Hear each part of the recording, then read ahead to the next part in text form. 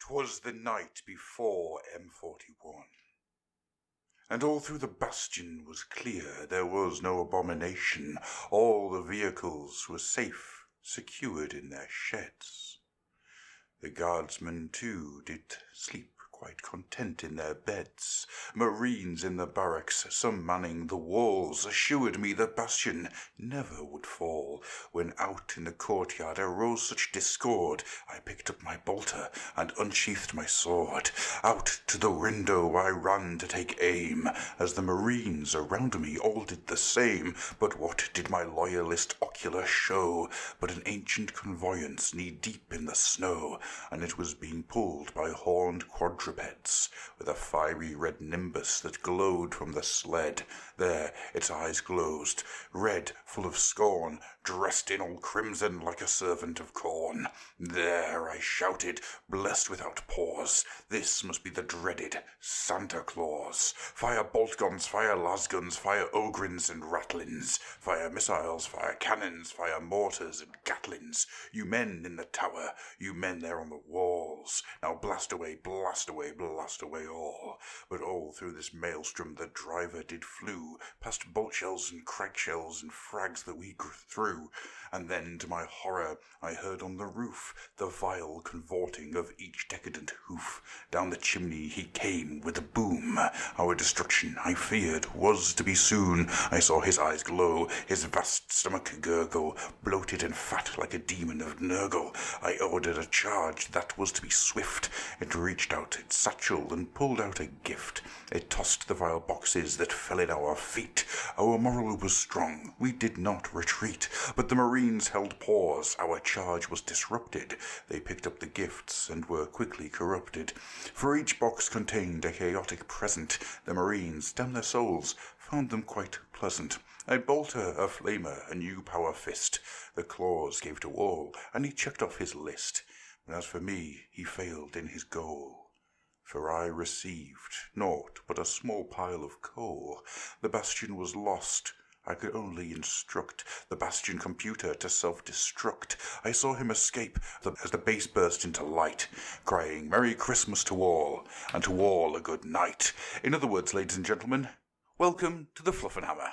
Roll the music! Every man lives, not every man truly dies.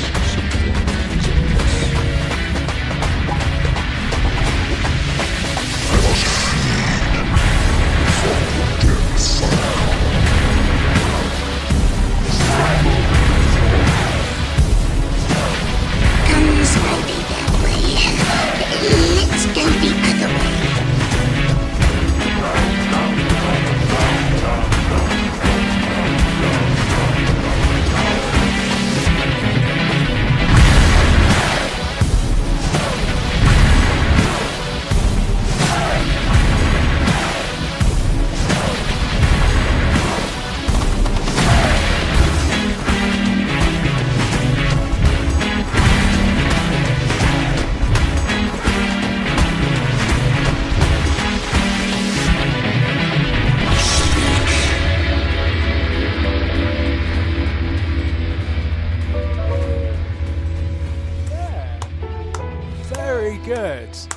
Very good. It's again blindsided. Comes out of nowhere. I have no idea. It's totally blind. I come into these things and always find myself blindsided by them. Hello, welcome to the Fluffenhammer. As always, I'm Adam and this is George, and we're here to amuse you with our even more so crazy.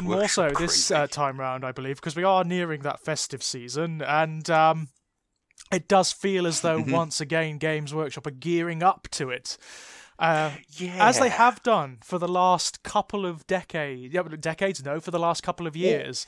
Yeah. You know, I mean, there was a time when they kind of slipped off around the Christmas. They didn't really do anything that special, barring maybe, some Christmas deals or whatever. But they really go for it now. They really go for it with videos and special stuff on Warhammer TV and podcasts and all this stuff, and also releases. Loads and loads and loads of releases. Wrath and Rapture. Yeah. Well, did you see they came out with that? There was that wonderful poster from the Mortal Realms. I think it was for Hammerhall or something like that, and it was like advertising a burlesque show. Yes, yes. And there was like the leg of it, leg. yeah, like a demonette or a fiend or something protruding through the curtain. But did you see the blurb that went with it? I think I did, but I It can't remember it off the mentioned top of my head. something. I can't remember it specifically, but it mentioned something about how it's going to be difficult keeping this one secret. So, no, that's good. Yeah, That's good. I mean, Well, yeah, what did they do last year for the 12? of course. They showed they us. Nurgle, didn't they? They did, and they showed us. They gave us loads of reveals in that They series. did. I mean, the big one was at the end when we saw for the first time the Great Unclean One, the new Great Unclean One. I've got a funny feeling they're going to do exactly the same this year with the Keeper of Secrets. I think you're probably right there. It'd be nice if they did exactly the same thing and just made it into a yearly tradition. I'd be well up for that. Well up for that. Have you seen the? I'm trying to think what it's called. The 250,000 subscribers video. that they Yeah, did. it was really nice where they showed the. It was actually one of the few videos they've done, which is it was actually just earnest. You know, it didn't have like it didn't have like a joke behind it or anything like that. Where they showed the new studios and everything that they've been able to build. Yeah, it was great. It was great fun. Yeah, I really like the Space Marine armor and giant bolt. Yeah, That was that was brilliant. What's he for? Yeah, the Crimson Fists, that's interesting. What's going on there? I mean, they have been... I mean, their recent background says that they were all but desolated during the Indomitus Crusade. And now they are comprised almost exclusively of Primaris Marines. They are, yeah. And to be honest with you, due to certain artwork from about 20 years ago, if I was to do a Marine chapter, they would be one of the ones I'd be interested in. Well, they kind of like were catapulted to the forefront, weren't they? They were in 4th edition, I think it was. They weren't they on the cover of the Space Marine Codex back then? They were, yeah. And they also fleshed out the background. Really, really nice bit of art. Yeah, and also they got some nice background too. You know, you had the whole stuff with Rin's World, which was their chapter home, which was utterly destroyed by an orc horde, which they're still fighting by all accounts. It never actually went away. So they've always been a chapter on the edge of extinction. But it's interesting that they survived the Indomitus Crusade. They could have potentially been one of the ones that were scattered or all but destroyed. Very, very easily. I was just thinking there, I mean, what chapters would I want to do? Well, I mean, for me, they're in I mean, there. I love loads of the Space Marine chapters, but for my money, the fun of the chapters is that you can make your own. And I wouldn't be able to resist the narrative element. I would love to write my own background for a Space Marine chapter, come up with its history and its ethos and all of that kind of thing. Okay, right. I'm going to make this into an open discussion. If you are part of the group or the Discord, or the Instagram for that matter, I'll throw something up on everything. Give me your personal Space Marine chapter. Oh, that's a good one. Yeah, I like that. I want to know what ideas you would come up with for your very own Space Marine chapter.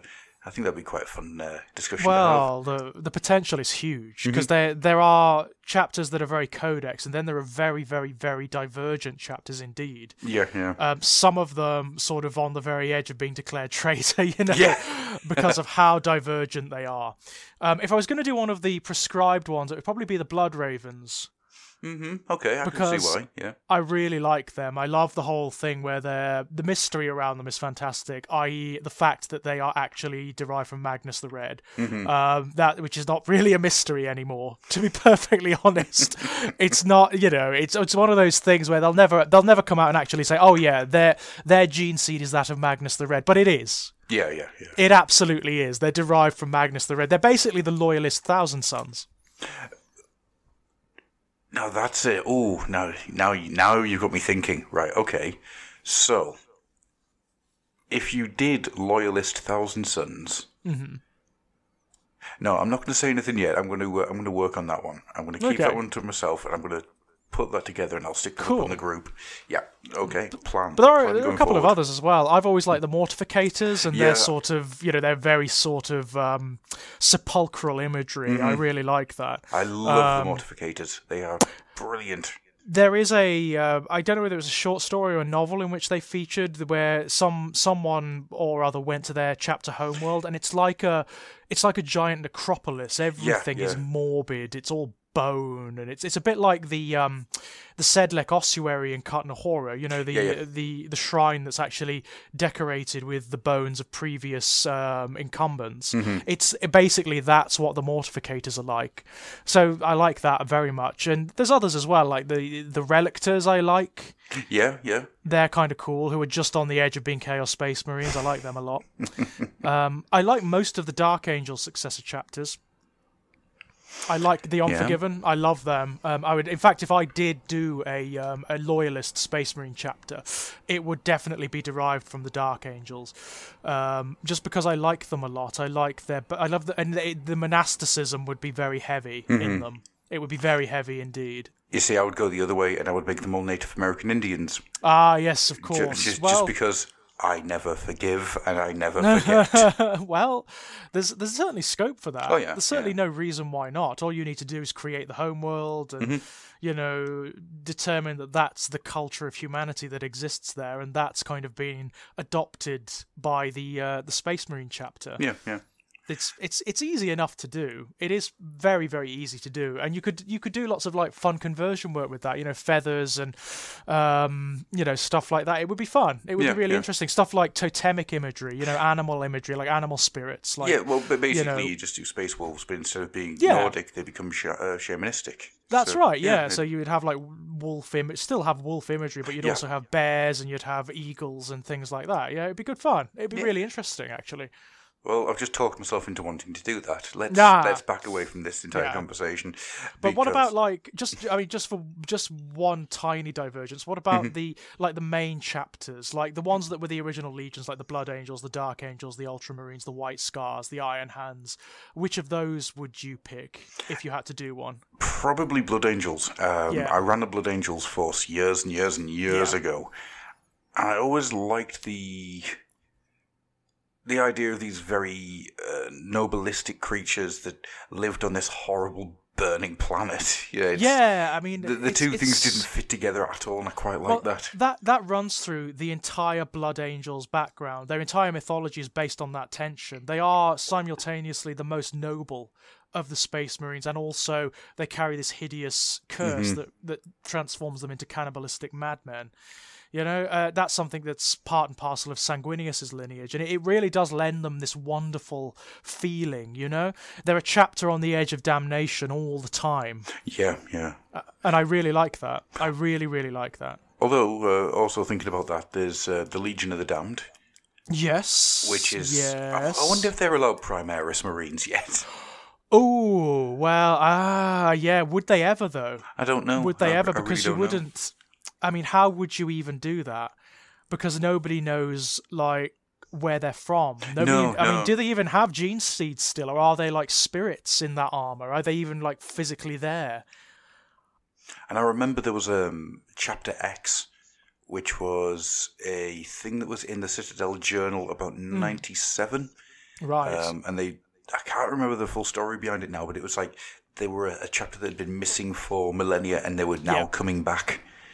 Well, interestingly, they've that does still occur. They've just expanded it. Yeah. So you can have any number of chapters that's happened to. In fact, there's a whole bit in the Chaos Space Marine background now where it talks about renegades. There is this event that happens in the Imperium where some really fundamentalist preacher, even for the Imperium, takes over the ecclesiarchy more or less. He's some sort of saint. And he proclaims that there are a number of Space Marine legions, which he's learnt through visions and whatnot, chapters rather, that have become corrupted in terms of their gene seed and all this kind of thing. And the Imperium, because he's got so much sway, the Imperium goes along with him and exiles all of these chapters. It sends them on these this sort of penitent crusade into the Eye of Terror, and the result of that is that of course, the Chaos Space Marine legions become massively fortified, because most of those chapters end up, whether they were corrupt to begin with or not, end up becoming corrupted as a result. And it turns out that this preacher is actually a servant of chaos, and all of this was planned. It was all part of some scheme by the Chaos Powers to recruit more soldiers. So as a result of that, there are now hundreds of returning chapters that have actually turned renegade or become wholly corrupt. That's cool. I like that. It's cool, isn't it? Yeah, but some of those chapters did return and are still loyalist as well. So they've been in the Eye of Terror. They've been fighting for God knows how long from their own perspectives. Could be millions of years. But they've emerged not unscathed, but not corrupted. Okay. Which is kind of cool. Yeah. That opens up a whole load of ideas for interesting narrative. Yeah, in fact, if I was going to do it, it would be one of those chapters. It would be one that's been lost in the eye and has been fighting for God knows how long. And maybe found their way out as a result of the cicatrix erupting. So they've sort of come back as almost like avenging angels, you know? Yeah, yeah. But still, and I would also introduce lots of ambiguity about their loyalties. So, yes, they fight to save humanity from the forces of chaos, but they're not exactly happy with the Imperium. Yeah, yeah. There's tension there. There's a lot of tension there. But it was a new bit of background they introduced in I think it was in the 6th Ed Chaos Space Marine Codex to sort of justify the fact that you can make your own chapters and renegade war bands and whatnot, essentially. And interestingly, you got lots of new background from that. You got things like the Crimson Slaughter, which I like quite a lot, and the there's hundreds of them actually. Absolutely, the oracles have changed. This is the problem, yeah. The warp ghosts, all of these guys, the purge. And it's interesting. I would, once they've done. I mean, I've no doubt that what they're going to do is release codices for all of the various forces of chaos eventually. So I have no doubt we will eventually get either one codex for all of the undivided legions or individual codices for each of them, and also the cult codices, so the Emperor's Children, the Thousand Sons, the Death Guard, and the World Eaters. But after that, I would absolutely love to see them start releasing codices for the Renegade chapters. Yeah.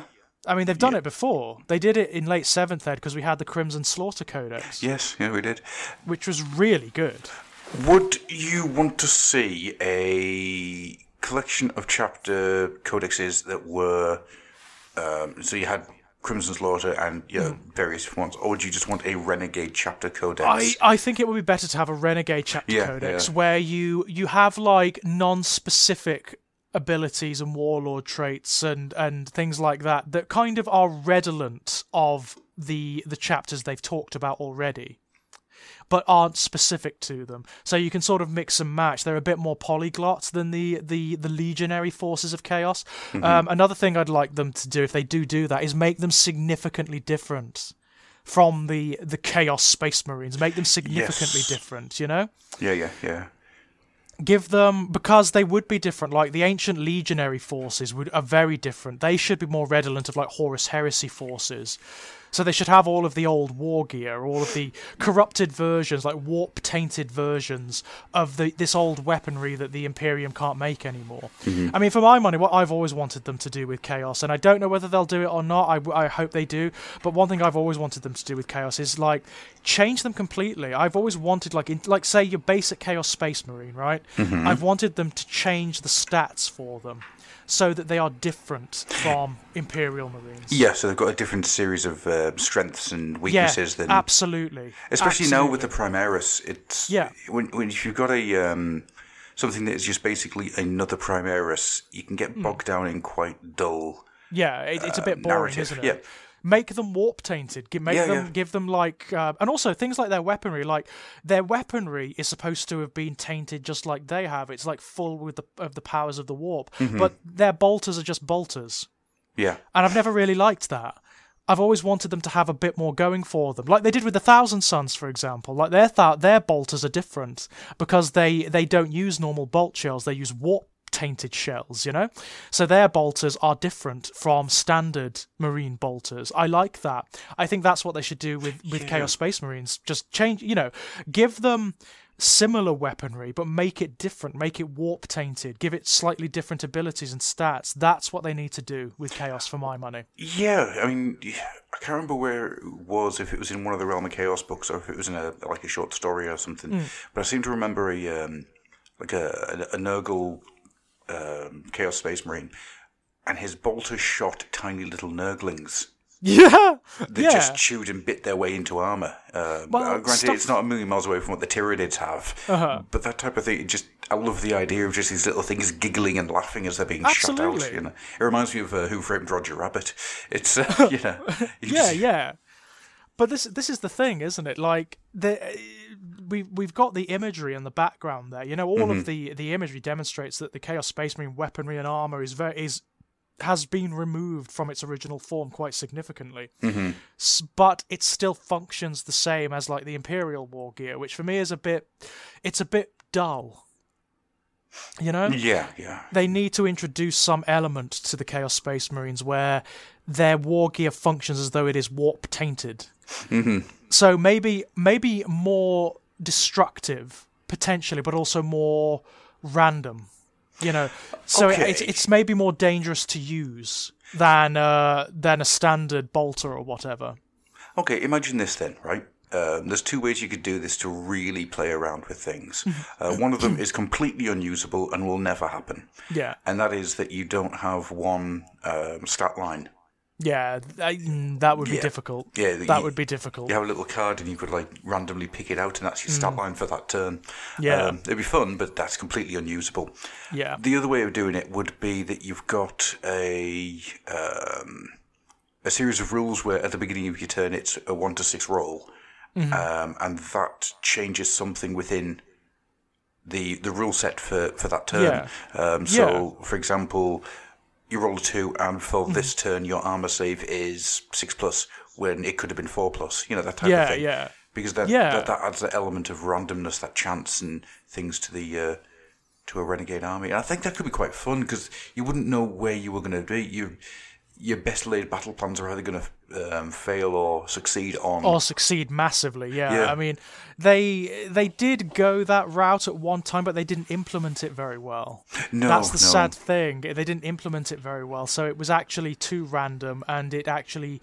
And also, the benefits were not outweighed, or rather, the deficits were not outweighed by the benefits of the randomness. That was one of the big problems. But yeah, that's the kind of thing I think they should be introducing. I think now, the big endeavour with regards to Chaos is moving it away from the Imperial counterpart, because for far too long they've just been spiky Marines. Yeah. For far too long. I mean, to Games Workshop's credit, that's exactly what they are doing. If the Death Guard and the Thousand Suns Codex are anything to go by, that's exactly what they are doing. And of course, that looks to be escalating. What with the Black Legion releases in Vigilus. It looks to be escalating, and I'm very excited to see what's going on in the new year. I really am. I've no doubt we are soon going to start getting hints of the new Abaddon. Oh, within weeks, I think, at this point. At this point, yeah. I think there's going to be when there's one of those days when somebody has spotted something. Yeah. And the internet just explodes. All the rumour sites just explode. I think that's going to start to happen very soon. Well, the 250,000 subscribers video, I actually went through that with a fine-tooth comb at work last night. Just to see if there was anything. I couldn't make anything out, but I was on my phone, so I could be missing something. I think that's going to happen with everything they release now. It is, because they've now done it so many times. So many times. The Beasts of Nurgle, do you remember when they did those, when they were on the painting table?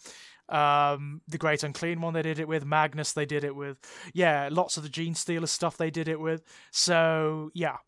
Absolutely. In fact, when is the Gene Stealer Cult Codex, the new one? When is that? It's just before Christmas, I think. I was going to say, that's imminent, isn't it? Yeah, that actually should be...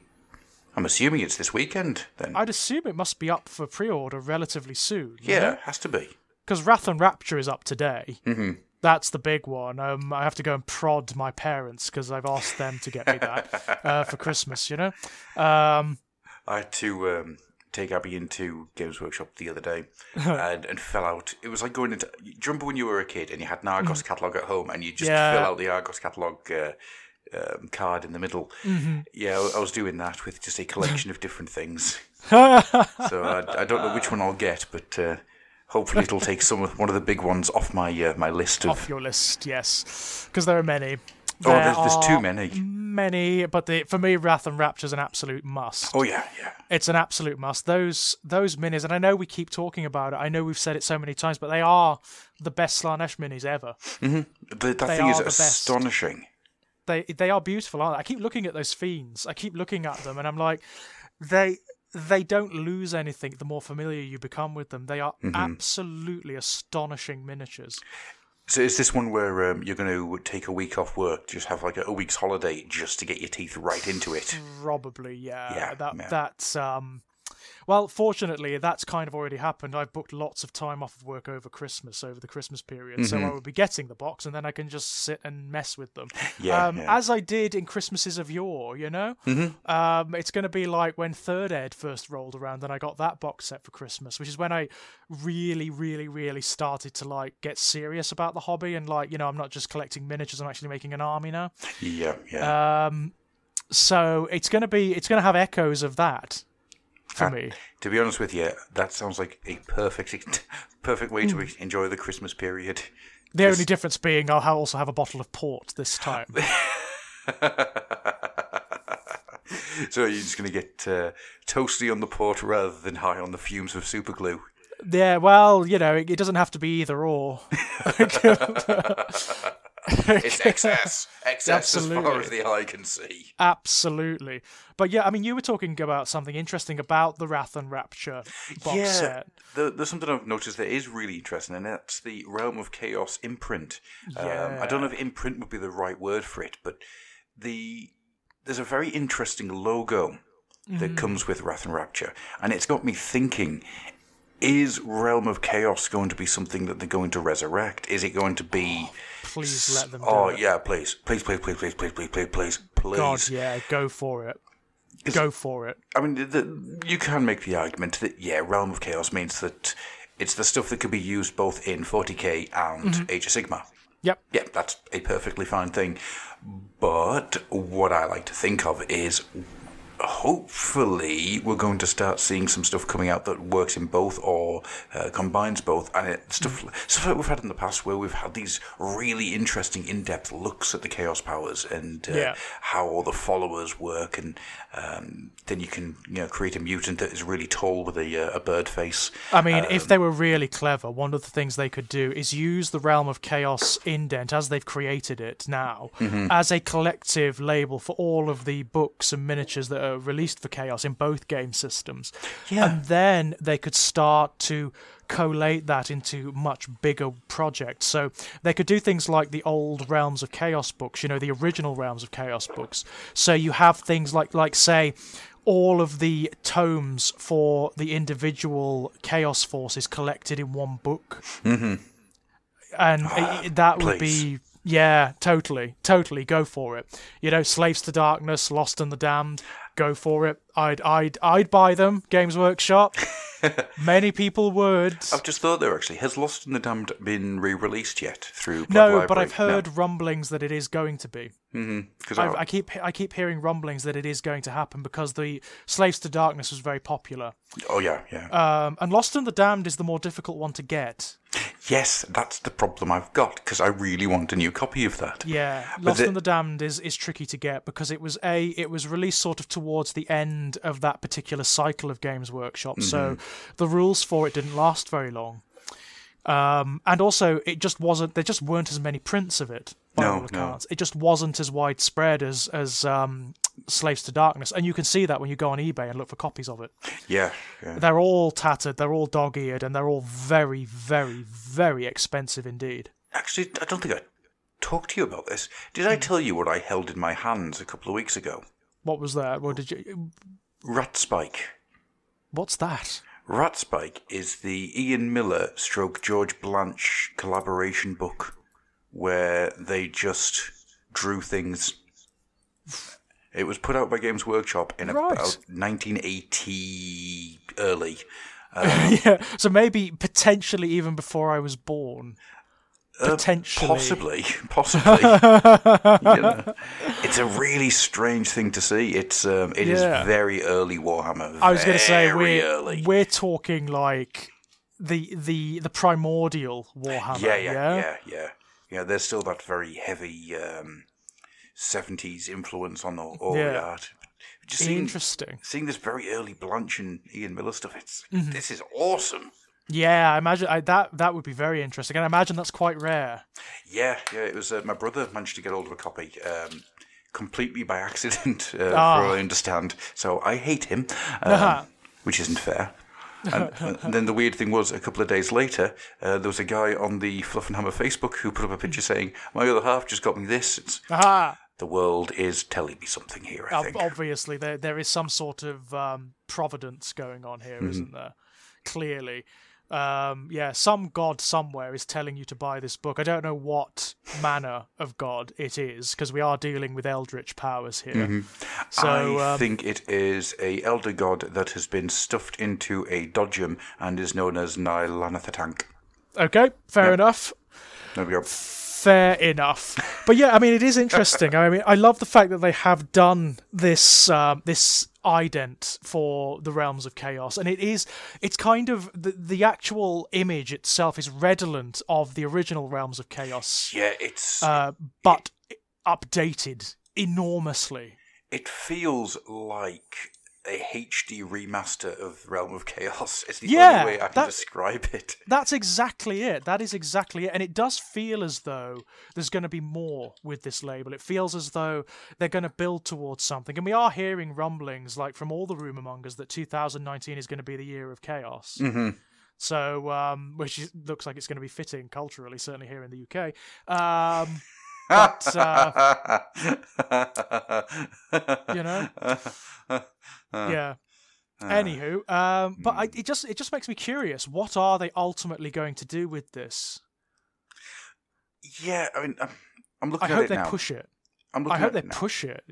So do I, because it doesn't look like a throwaway logo, and I know that it seems weird to talk about a logo in this kind of depth, but it doesn't look throwaway. It looks like something that it's been designed to be on stuff. Yeah, and not only that, I mean, the Realms of Chaos logo has precedent as well. I mean, there was a time back in the ROC days when everything Chaos did come under the Realms of Chaos logo. It did, yeah. All the blister packs had Realms of Chaos on them, all the box sets had Realms of Chaos on them, because that was the name of the books. That was the kind of the collective term for the entire army, or the armies, as it were.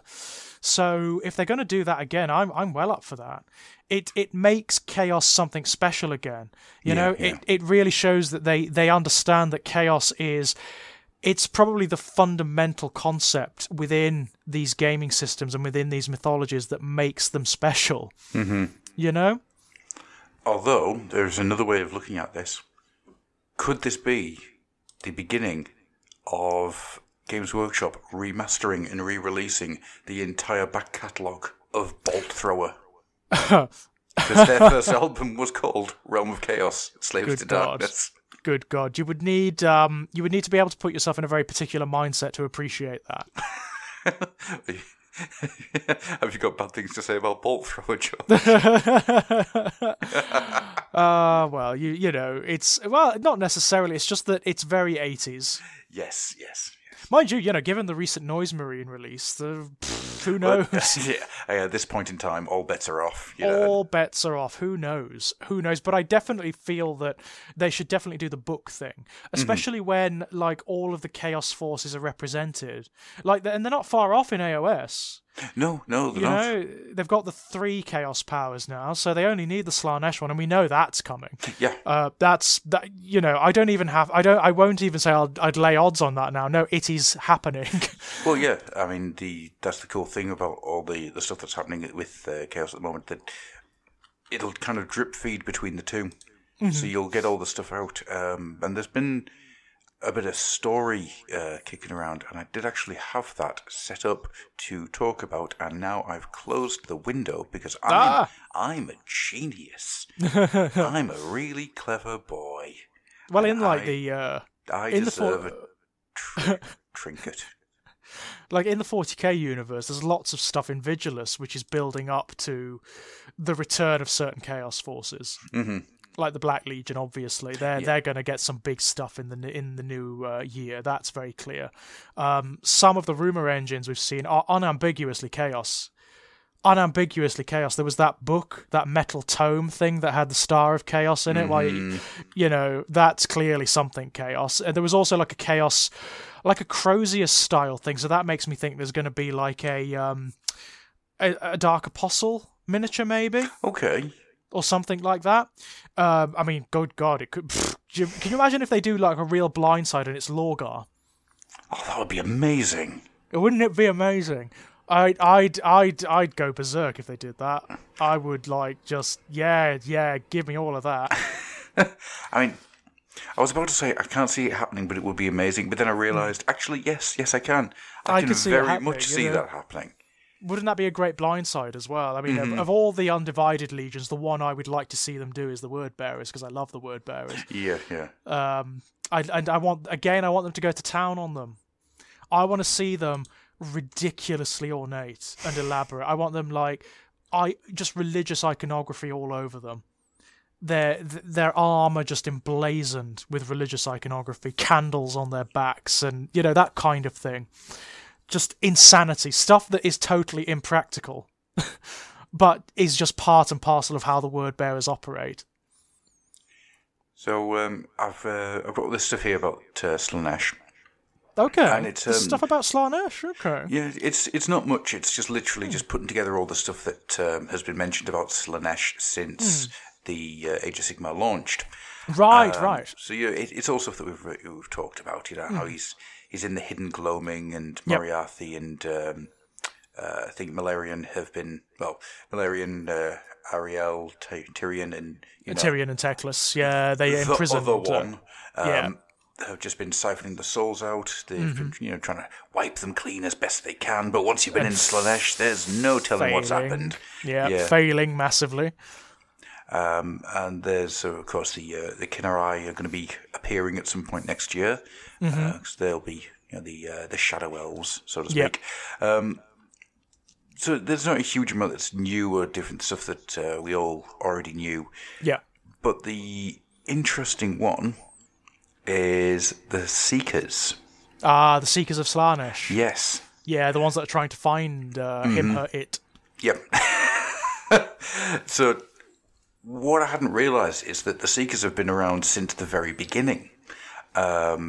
And when I was reading up on this yesterday, it's like, hang on, that's not true. And then I went back and, of course, I've actually done recordings about the Seekers without realising it, because they're all the way through Malign Portents. Yep, they are. Yep, did not even begin to realise. They're drawing closer, aren't they? They're in Orgu at the moment. They are very close, as in they are a hop, skip and a jump away. Yeah. And it's interesting. I wonder what they're going to do dynamically with Slaanesh in the AOS realm when the new book comes out. Are they going to have it so that Slaanesh is released, or are they going to have it so that the dynamic is that the forces of Slaanesh are still after him, still seeking the god? Either way is fine, really. I mean, personally, I would like to see Slaanesh released. Simply because I think that would be an event. I think that would be really interesting. I think it would send shockwaves throughout the realms again, just like Nagash's Necroquake did. But that's the thing. Is it too soon for that? It could be too soon after the Necroquake, because we are still sort of settling down from that at the moment. So it may just be that we're going to get like the all the new miniatures, all the new units and whatnot, and the background, the dynamic of them is going to be that they are. There are various different forces of Slaanesh, aren't there, in AOS? Some of them are seeking Slaanesh to free him. Some of them don't care. Some of them, it doesn't matter, because Slaanesh itself isn't the deal. It's the fact that desire and obsession and lust and whatnot are just natural parts of conscious species. So they're just having a blast. They don't care. They're just roaming around doing whatever they want. And then there are the other ones that want to take Slanesh's place. Yes. Like the greater demons and... Oh, yes, yeah. Well, he's always, he's never really been that comfortable in the Pantheon, has he? No, he's... I'm always been upset that it looks like Slanesh is about to break free, burst back out into the mortal realms, and one of the biggest missteps that have happened to the Age of Sigmar is the Horned Rat has done nothing. Nothing. No, they have really sat on the Horned Rat. They have, and it annoys me, because the Skaven have had all of this really cool, not even background, it's not the right word, but really cool little notices and throwaway moments. But at no point have they been able to come to the forefront and do anything. They really haven't had what, say, the Beastmen have had. Or no, they haven't. The dwarves that have had, where they've been properly AOSified. Where the base elements have been taken and they've been completely reimagined to make them really interesting and mythic. They haven't really had that, and they kind of need it. Even if they initially just focus down on, say, the ethos of one of the clans. That's fine. Well, the only real release the Skaven have had has been the Pestilence release, and that's been... It wasn't that impressive, was it? It was a nothing release, and it upsets me somewhat. It is my biggest issue with AOS, which, seriously, if that's my biggest issue, you're doing well. Absolutely, yeah. I mean, this is a minor complaint. Although, I mean, there was a rumour engine recently that seemed to be scales, didn't it? And a lot of people are saying, well, it could potentially be the lizard men as were. Yeah, I mean, the Seraphon are an odd one. Yeah. Because it seemed to be that nobody quite knows what to do with them.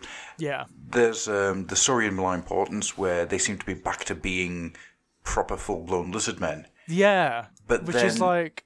that's kind of a shame for me. I liked it when they were spirit things.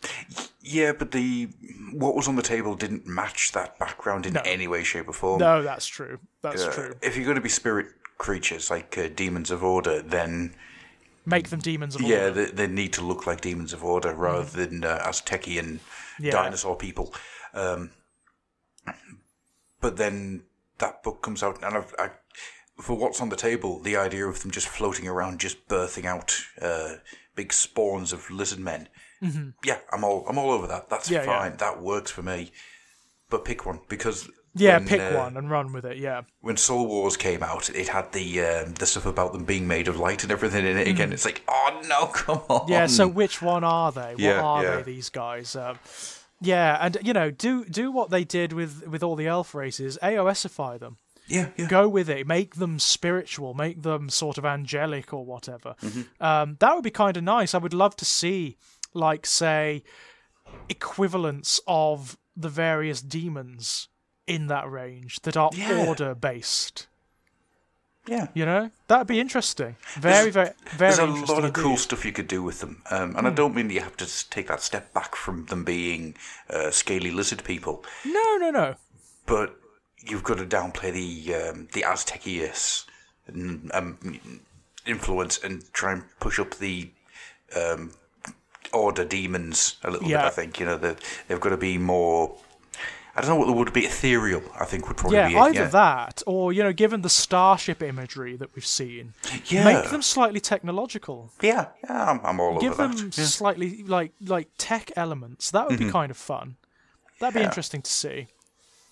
As long as it was like 1940s bubblegum sci-fi. Yeah. Yeah, big bubble helmets and stuff. That'd be amazing. That kind of fits for AOS, doesn't it? AOS is kind of like that. You've got, the Caradron Overlords going with their whole steampunk vibe, and so on and so forth. Yeah, the Ideneth Deepkin with their Atlantean thing. Yeah, totally. It would be kind of fun.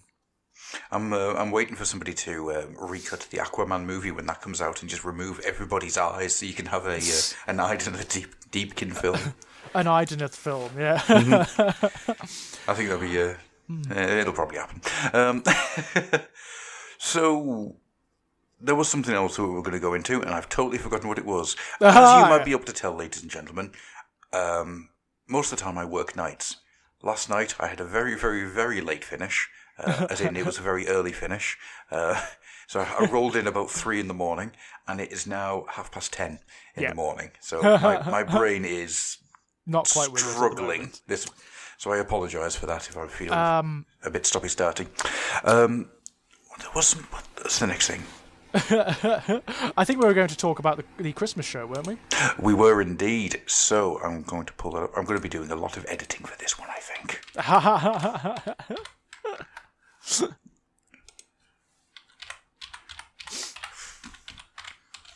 But yeah, I mean, it's going to be interesting to see what they come out with, because recently they've also every Christmas come out with little surprises as well. Mm-hmm.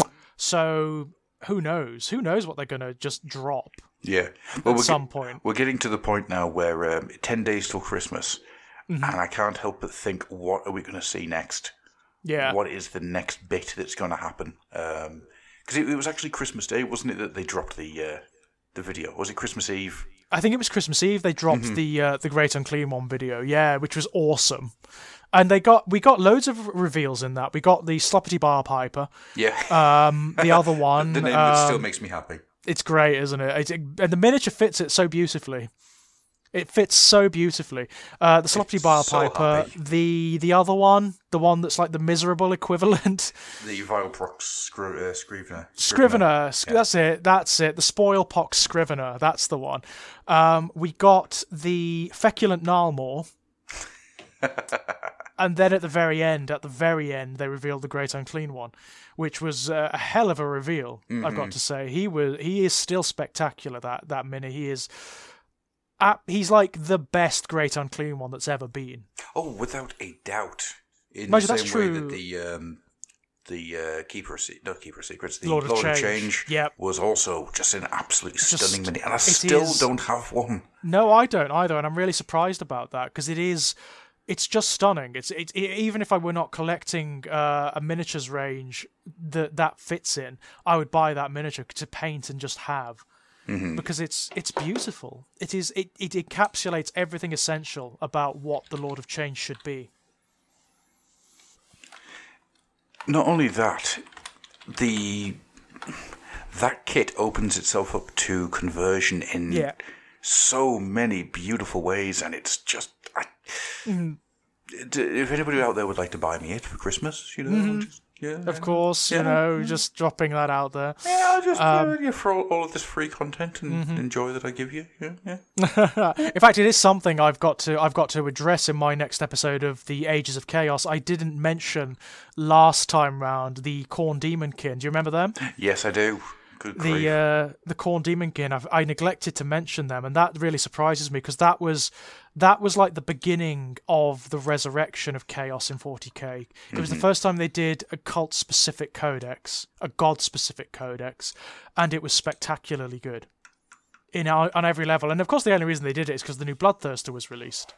It was just to include the new Bloodthirster, but it's brilliant. It's a stunning, stunning book. I've really got to address that in the next episode, because it's one of the best Chaos books out there, and it's Khorne. I can't believe I'm saying that. My least favorite of the Chaos powers. They do a really good job in that book, and I'd be interested to see if they ever come back, the Khorne Demonkin. I don't see why not.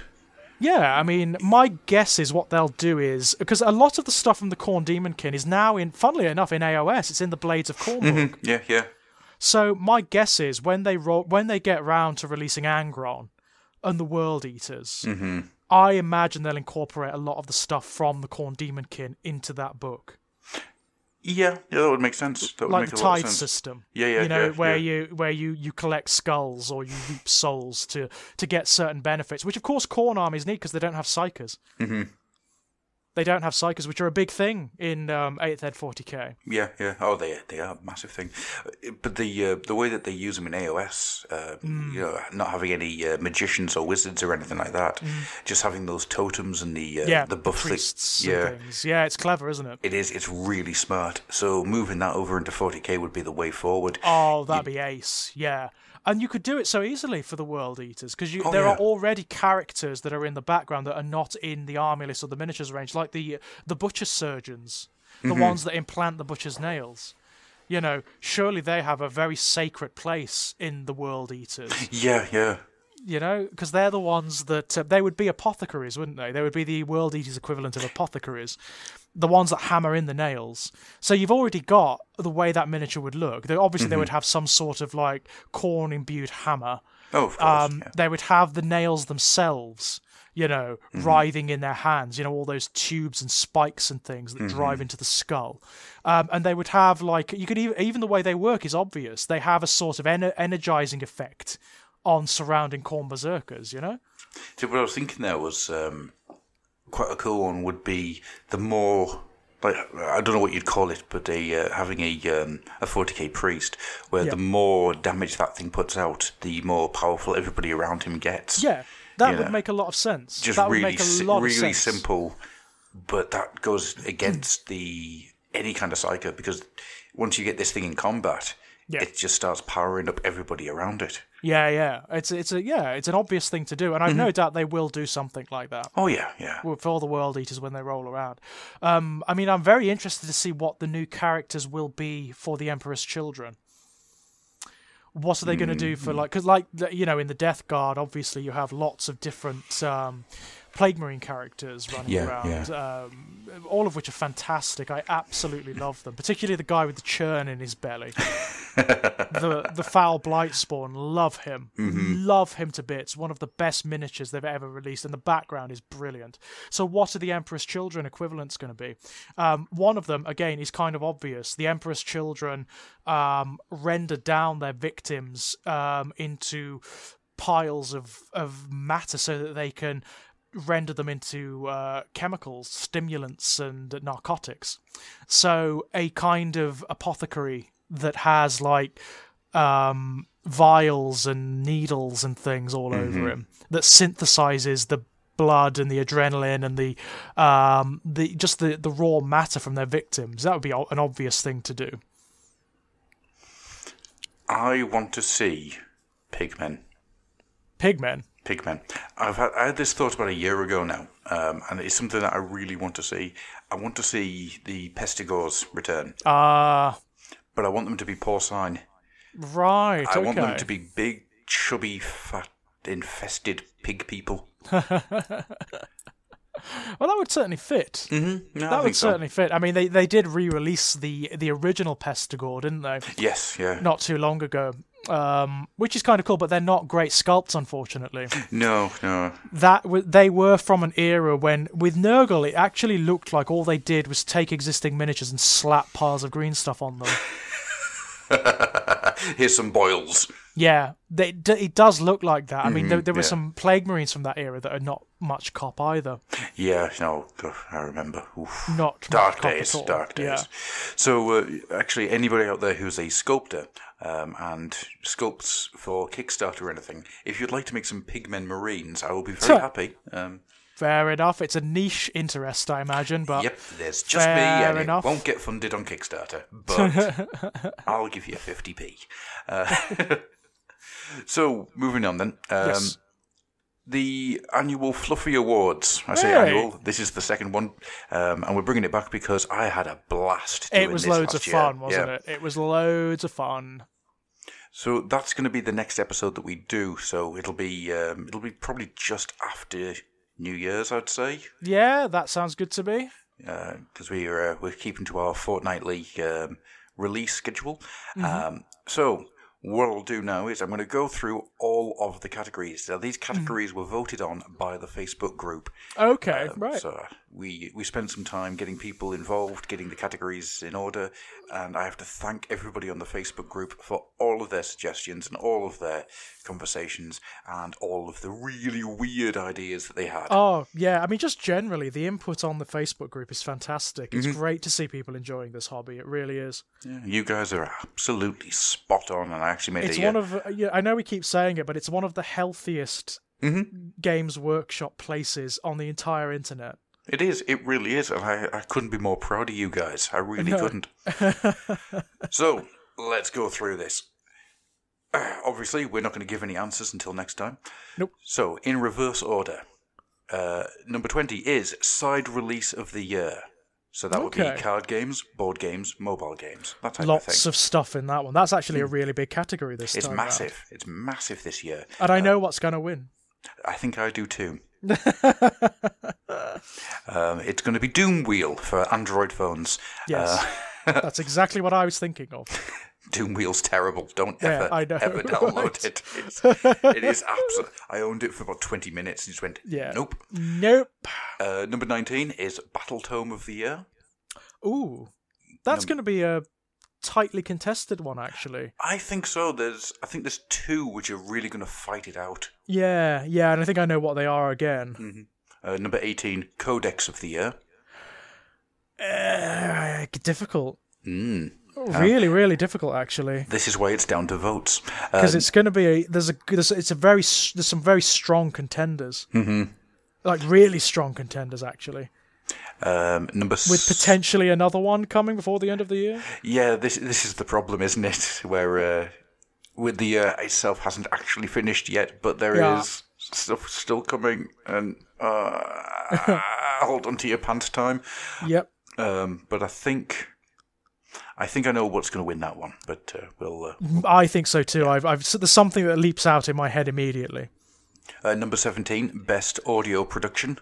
Again, kind of know. I think I know what's got that one. I think everybody kind of knows what that one's going to be.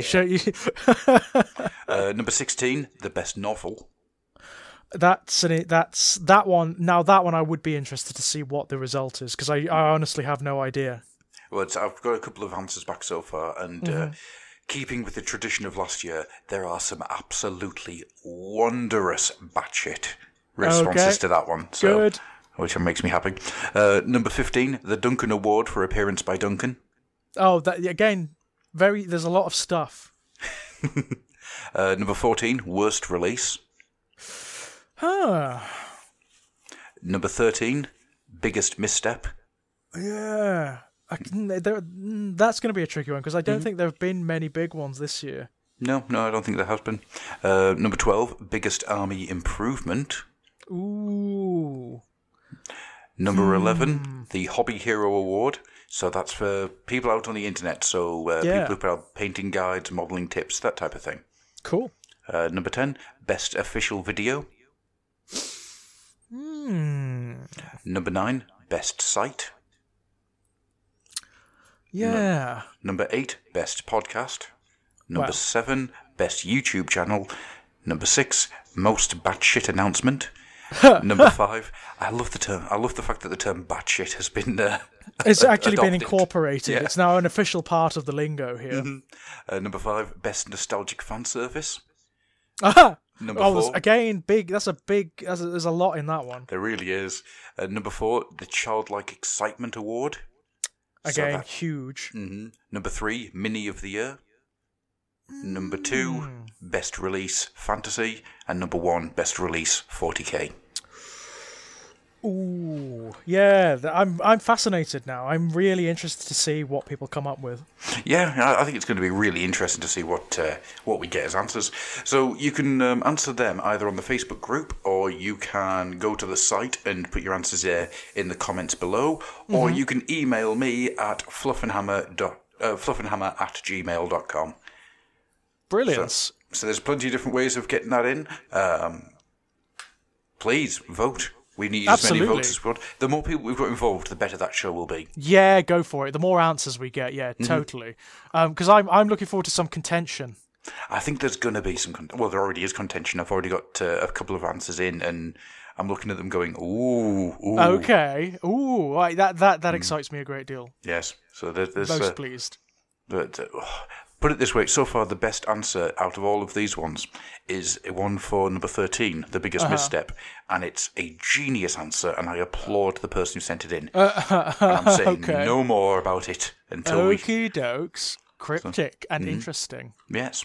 I think that's going to be us for this week. Yeah, I think so. There isn't a huge amount for us to discuss, and we've had to be honest with you, considering that we were coming in to talk about Wrath and Rapture more than anything else, we got a really good conversation about Space Marines. So yes, we had a fantastic conversation about Space Marines, and that's how it tends to go, isn't it? Yes. Welcome to... We actually got when we were doing the feedback episode, one of the things that people said was about how we have a tendency to not completely stay on topic, but we Well, stay on topic, but the topic gets lost. Yeah. So- Oh, yeah. Absolutely. And that's kind of our style. I wouldn't really want to get rid of that. No, definitely not. It's just how we enjoy talking. So Yeah, absolutely. Absolutely. the art It's- of conversation, so to speak. Yes, that's what these podcasts absolutely are. It's more like a conversation about Games Workshop than anything, isn't it? Yeah, it's completely. It's a fortnightly conversation about the hobby. Yeah, which is always a nice thing to do. Absolutely. Pleases me Absolutely. greatly. So, with all that being said, then, George, would you like to pimp anything out? Oh, God, yes, as always. You can find my new short story collection, Essential Atrocities, on Amazon at the moment. Thank you so much to anyone and everyone who's bought that. And you could review it on Amazon. Yes, please do. If you do buy it, please review it on Amazon. That would be great. Thank you. It helped me out. All I'm saying there is tee-hee. Oh, no. There's also the project that I'm working with Nick Hardy, the photographer, on, Born in Blood. Lots going on with that. Go and check out the website at strangeplaygrounds.com. Loads going on there. You can find me on the YouTube channel Exaggerated Elegy, where I do stuff related to the Fluffenhammer, like the Ages of Chaos. I'm going to be starting doing book reviews on there for the Horus Heresy and whatnot as well very soon. You can find video game Let's Plays, philosophical videos. You can find videos on pretty much all sorts of stuff. It's a very rambly, polyglot channel. And you can also find me on the Twitter Enigmatic Elegy. Awesome stuff. Awesome. As for myself, the only real thing that I want to pimp out is keep your eyes open for GNA Productions. .weebly.com, which is nothing much at the moment, but it's a amalgamation, or it will be an amalgamation of a lot of different things I've been working on for the last couple of years. So interesting. Yeah, just keep an eye out on that. It's a relaunch of old projects, evolving into new ones. Okay, very intriguing. So that's gnaproductions.weebly.com. Okie cokes. And with that then, guys, we are going to get out of here. I'm going to go and walk the dog for 4 hours, and then collapse in a small heap underneath the kitchen sink. And I'm going to go and lash myself to the scribe's table and just scribble away until there's nothing left but bleeding bone. Hang on. Oh no, I suppose if marrow starts pouring out, then it is bleeding, isn't it? It is absolutely, yes. Yeah, okay, that does make sense, and that's fine. What we're going to do to end this, and it's often that we throw in a bit of music at the end, something that I've found from around the internet that has a Warhammer or Games Workshop based theme to it. What we're going to do is going to celebrate a man. We're going to celebrate an Australian man. Okay. We're going to celebrate the Bard. Because many years ago, the Bard released a song to YouTube. In fact, I'm not even going to try and explain any more than that. Just enjoy the song. Because the Bard is a wonderful human being, and he told us all why Hero Quest is great. Enjoy the song. Bye. Bye-bye. Brilliant. Well, the night afore Hawksmas, and down by the drops, not one git was stirring, not even the grots. Hawk leggings was hung by the dung fires with care, in the hope that McNicholas would soon be there. The big lads was snoring, dreaming of bits and visions of fighting what dazzled their wits. While them boys was sleeping, I sat in me truck, thinking of fights in which to get stuck. Then I felt some urges from me squeak beer, I reckon. The drops was calling, I heeded their beckon. Straight to the stink pit I dashed for a slash, and let rip over the edge, while still looking flash. And down went me tinkle, as tinkles must go, and joined the grey puddle what glistened below. Then right for my peepers, what else should turn up? But 8 stinking gets on a whopper big truck, with a proper big driver, so killy, so slick, I knew in that moment it must be McNick. More faster than red-painted Dakar they came, and he swore and snarled, and he called them by name. Now Slasher, now Bleeder, now get face and sick skin, on grommet, on stupid, on slag off and arsewind, right through the drops to the top of the wall, but do it real sneaky and don't scratch me claw. Azumi's what fight the big lads do split when choppers swung proper, score a clean hit, to the dark of the drops they buggered right off with a truck full of dacker, McNicholas and grots. Then, while still tinkling, I heard in the dark those sneaky flash gits was having a laugh. I zipped up me kicks and was thinking real hard when McNicholas himself strode right through the yard, dressed all in flash bits from his head to his foot, his gubbins all shiny and hurty to look. A bundle of good bits he had on his back, all shooters and choppers and good things like that. His teeth, oh so snaggled, his chopper so killy, his guns were right massive and so was his belly. His big snarly grin was smiling right wide as he told me to zog off or he'd have me hide. A stubby cigar was wedged in his teeth and he belched out the smoke with gassy relief. He was much bigger even than our own big boss. Oh, forget I said that, right? Memory loss. But still, he was vast, a proper big lad. I ducked to hide from the dacker he had. With a snarl of his nose and a flash of his gubbins, he strode suddenly off like he ain't seen nothing. I watched real sneaky as he went to his work and poured bits in the leggings of every green perk till his sack was empty, and then he shrugged and said, "Rest of these gits can go and get zugged." He slumped to his truck to his gits threatened violence, then burned off right fast and left only silence. But I heard him shout out one last thundering cough. "Merry Oxmas to all, except you buggered off."